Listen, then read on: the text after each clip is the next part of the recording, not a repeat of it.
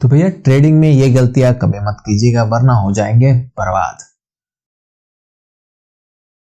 Hello मेरी trading family, तो कैसे हो आप सब और कैसी चल रही है आप सबकी ट्रेडिंग। मैं हूं आपका दोस्त आशीष और आप देख रहे हैं एम ट्रेडर। तो ये हमारा 25 वीक ट्रेडिंग चैलेंज का आज है हमारा 21वां हफ्ता या 21 वीक। तो मिलते हैं स्क्रीन पे और आगे की जर्नी हम वहीं से शुरू करते हैं। ट्रेडर्स, तो ट्रेड हमारा शुरू होता है 11 दिसंबर को हमारा जो है ट्रेड शुरू होता है। कहा थे उसके पीछे का लॉजिक पहले हम चार्ट पे समझेंगे, फिर जो ट्रेड जो बाकी हमारा है वो टेलीग्राम पे देख लेंगे कि क्या था। तो यहाँ पे अगर हम देखेंगे तो स्टार्टिंग में काफी अच्छा कंसोलिडेशन पीरियड हमको दिखाई देने लगा। ये था 1 आवर का कैंडल के चार्ट में, मोस्टली 1 आवर का कैंडल यूज करता हूँ एज अ स्विंग ट्रेडर, तो मुझे 1 आवर के कैंडल पे ज्यादा कंफर्टेबल फील होता है। तो यहाँ पे हम अगर देखेंगे जो प्राइस जो एक साइडवेज मोमेंटम में था, कोई ऐसा तो एक खाली रेंज में था, कोई डायरेक्शन दिखा नहीं रहा था। तो मैंने पेशेंसली वेट किया कि देखते भैया ये क्या होता है। तो एक अचानक से जो है ये मतलब कितने तारीख होगा ये लगभग मतलब एक ब्रेकआउट है सिंपली, जो ये रेंज को ब्रेक किया लगभग 8 तारीख के आसपास जो है रेंज को हमने ब्रेक किया। इसको देखा तो हमने सोचा कि चलो इसका एक क्योंकि कंसोलिडेशन एरिया बहुत कम है और मतलब कुछ ही घंटों का है और ब्रेकआउट भी आया है, तो देखते हैं कि मतलब वेट करके देखते हैं, रीटेस्ट का वेट करते हैं कि देख लेते हैं कि भैया रीटेस्ट होने के बाद कि कैसा होता है। लेकिन रीटेस्ट होता नहीं है, नेक्स्ट कैंडल में जो इसके अंदर वापस आ जाता है, तो रेंज के अंदर दोबारा वापस आ जाता है। तो हम फिर से वेट करते हैं, चलो एक बार तो बच गए। फिर जो है दूसरी बार ये बाहर आता है ब्रेकआउट हो गया, इसके बाद जो है अच्छा खासा सस्टेन दिखाता है लगभग 11 तारीख के आसपास। क्योंकि यहाँ पे आप देखोगे प्राइस के अगर इस जगह पे देखोगे काफी अच्छा तो रिजेक्शन लेके ऊपर की तरफ गया है, तो समझ जाता हूँ कि वीकनेस का तो स्ट्रेंथ नहीं है इसमें, और वीकनेस कहीं दिखाई नहीं दे रहा है, प्रॉफिट मूवमेंट कहीं भी दिखाई नहीं दे रहा है।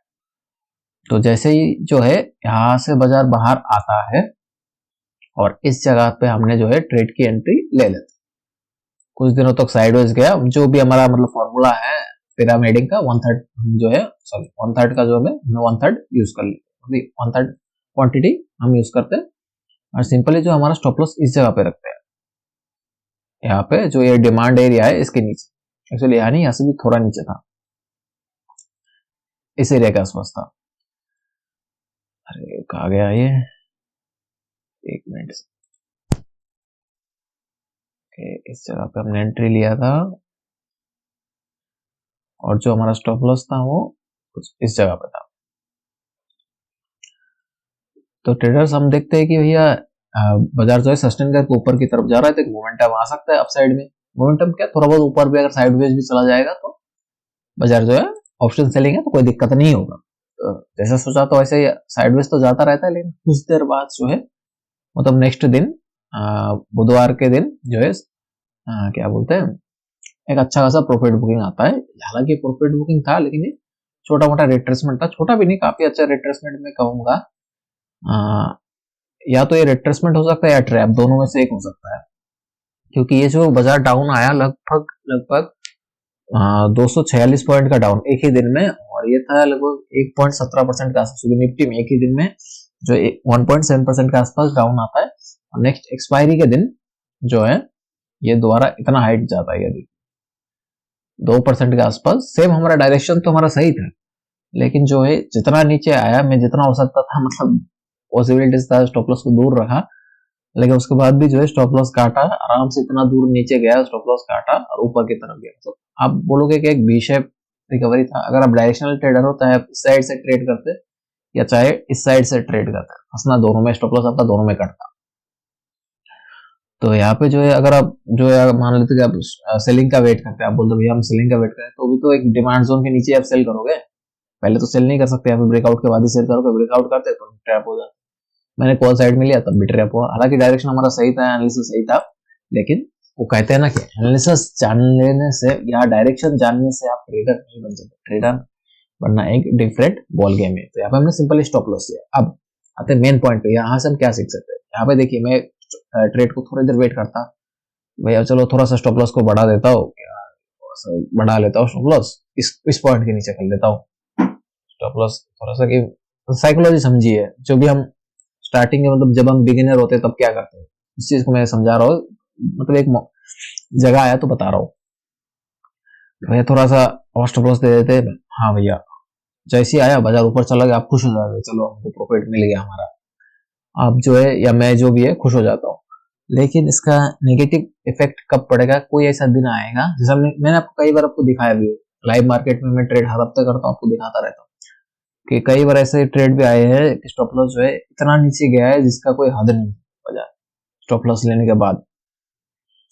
मतलब उन दिनों में भी अगर हम ऐसे बैठे रहते तो पता नहीं कितने बड़े लॉस हो सकते थे उन दिनों। तो ऐसे एक आध दिन जरूर आएंगे कि आपको लालच की तरह लगेगा कि जो है मैं लॉस नहीं लेता हूँ, बैठा रहता हूँ, बाजार जो घूम जाएगा। ये एक आध दिन होता है, हर दिन नहीं होता है, बाजार हर दिन नहीं घूमता है। ऐसे कई दिन आते हैं जो ऐसा अच्छा खासा ऐसा ट्रेंड पकड़ता है ना कि कैपिटल वाइप आउट करके छोड़ देता है। तो ऐसी गलतियां नहीं कीजिए, ऐसी गलती आप करोगे तो कभी ट्रेडर नहीं बन सकते, इतना मैं लिख के दे सकता हूँ आपको। स्टॉप लॉस अगर आपका जो फिक्स स्टार्टिंग का जो आपने जो स्टॉप लॉस डिसाइड कर लिया, उससे अगर स्टॉप लॉस आप हटाते हो, बार बार जो थोड़ा नीचे लेता हूँ थोड़ा नीचे लेता हूँ, ये वाला हरकत करते हो, तब कभी भी ट्रेडर नहीं बन सकते, इतना हमें गारंटी देके बोल सकता हूँ। आप मेरे से लिख के ले लो, आप प्रॉफिटेबल ट्रेडर नहीं बन सकता, लॉस मेकिंग ट्रेडर जरूर बन सकते हो। ट्रेडर तो बन जाओगे, ट्रेडर में भी दो तरफा है, एक लॉस मेकिंग ट्रेडर है, एक प्रॉफिटेबल ट्रेडर। तो आपको अगर प्रॉफिटेबल ट्रेडर बनना है तो स्टॉप लॉस लेना सीखना पड़ेगा, डरने की जरूरत नहीं है। मैं आप देखा होगा आपके लाइव ट्रेड्स में कितना स्टॉप लॉस लेता हूँ, कितने सारे मेरे स्टॉप लॉस हिट होते हैं। ये प्रोसेस है, इसके ऊपर से गुजरना पड़ता है, हर एक लोगों को स्टॉप लॉस लेना पड़ता है। हमें मैं मानता हूँ ईगो पे आता है बात, उस टाइम दिल नहीं करता है कि यार थोड़ी देर रुक जाता हूँ, थोड़ी देर की जगह ना बहुत कुछ हो जाता है। मैंने इससे 2 हफ्ते पहले एक एग्जांपल दिखाया था कि 1 सेकंड के अंदर जो है on the stop loss jump पे कितना दूर गया था। हालांकि अंडर कंट्रोल था, लेकिन फिर भी उस हफ्ते कोई लॉस नहीं होने वाला था, लेकिन हुआ। बाजार का कोई भरोसा नहीं है, स्टॉप लॉस लीजिए, लॉस अच्छे है, जैसे कि दाग अच्छे होते हैं तो लॉस भी वैसे अच्छे होते हैं, इससे घबराने की जरूरत नहीं है। तो चलते हमारा इस पे क्या बोलते हैं टेलीग्राम पे, यहाँ पे देखते हैं कि क्या हमने ट्रेड दिया था, तो नॉर्मल ट्रेड का। तो यहाँ पे जो हमने एक सिंपल एक छोटा सा आयरन फ्लाई के साथ एक डायरेक्शनल ट्रेड को डिप्लॉय किया था। यहाँ पे आप देखोगे 1550 का मेन ट्रेड ये था हमारा। आयरन फ्लाई ये जो था एक नॉर्मली साइकोलॉजिकल ट्रेड होता है, जो कि फोमो बैलेंस करने के लिए होता है कि भैया मेरे को ऐसा ना लगे कि यार क्या बोलते हैं इसको कि मैंने ट्रेड नहीं लिया है, मुझे मैं मिस कर रहा हूँ, मेरे से सारे प्रॉफिट चला गया बाजार से, ये चीज ना आए दिल में। हाँ मैंने ट्रेड लिया, बस एक दिल को बेवकूफ बना के रखने का तरीका है। तो एक साइकोलॉजिकल हैक है, आप पॉइंट आउट कर सकते हैं। तो यहाँ पे जो हमने 1550 क्वांटिटी के आसपास जो है 9.50 के प्रीमियम लेके हमने जो है 20,650 का पी हमने शॉर्ट किया था। और इसको जो हम आगे से हेज किया करते हैं, ये रहा हमने जो यहाँ पे हेज किया है लगभग 1550 के जो है हमने हेज किया है लगभग 4.70 के आसपास जो हमने हेज किया है, मतलब 4.70 का प्रीमियम हमने अचीव किया है। और इसको जो है मतलब सॉरी अचीव बोला मैंने, इसको प्रीमियम हमें मिला है 1550 सेम क्वांटिटी हमने लिया। इसका हेजिंग का जो स्ट्राइक प्राइस था वो था 20,450 का जो है हमारा हेजिंग का स्ट्राइक प्राइस था। तो आगे चलते हैं, देख लेते हैं। ये रहा उसका पेअर पूरा, यहाँ पे आयरन फ्लाई का जो टॉप है वो दिख रहा होगा, माउंटेन जो है यहाँ पे दिख रहा होगा कि एक्चुअली कुछ नहीं होता है, सिर्फ ये आपको लॉस से बचा नहीं सकता है, बस एक साइकोलॉजिकल ट्रेड है, आप चाहे तो नहीं भी कर सकते। नेक्स्ट 24 दिन है और कोई हमें पोजिशन करने का मौका नहीं मिला है, सीधा दूसरे दिन जो है gap down, sorry gap down बोला, मार्केट नीचे की तरफ आया लगभग कितना 1.5% के आसपास, सॉरी 1.5% के आसपास डाउन किया, लगभग 200-250 पॉइंट जो है बाजार डाउन आया, तब जाके हमारा स्टॉप लॉस हिट हुआ। क्योंकि मैंने जो है क्वांटिटी काफी कम रखा था, उसके बाद इतना पॉइंट नीचे आने के बाद अगर थोड़ा सा ऊपर से जाता तो मैं बच गया होता, लेकिन ऐसा नहीं हुआ। मेरा स्टॉप लॉस कटने के बाद भी और भी नीचे आया, मतलब और भी मार्केट नीचे आया उसके बाद गया।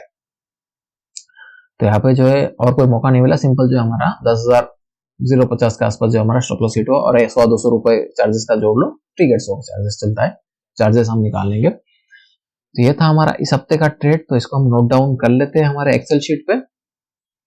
ओके, तो ये रहा हमारा 21वां हफ्ता, और यहाँ पे हम जो है माइनस राउंड फिगर में लेंगे, क्योंकि कई सारे मेरे ऐसे ट्रेड है जिनमें 100-200 ऐसे प्रॉफिट हुआ है, मैंने उसको नोट डाउन नहीं किया है।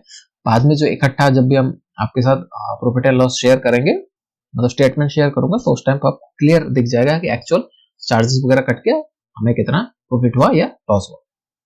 तो यहाँ पे हमने नोट डाउन कर दिया लगभग -10,000 के आसपास जो है हमें यहाँ पे, जैसे कि 30,500 का यहाँ पे था, मैंने उस दिन लिखा था, लेकिन बाद में मैंने जो है 500 रुपए हटा दिया था कि मैं राउंड फिगर में हिसाब करने में सही रहता है। तो ठीक है, अब अगर चार्जेस वगैरह कटेगा तो 500 से माइनस हो जाएगा, बराबर हो गया। तो ये था हमारा 21वां हफ्ता, और 21वां हफ्ते में हमने खा चुके हैं हम स्टॉप लॉस।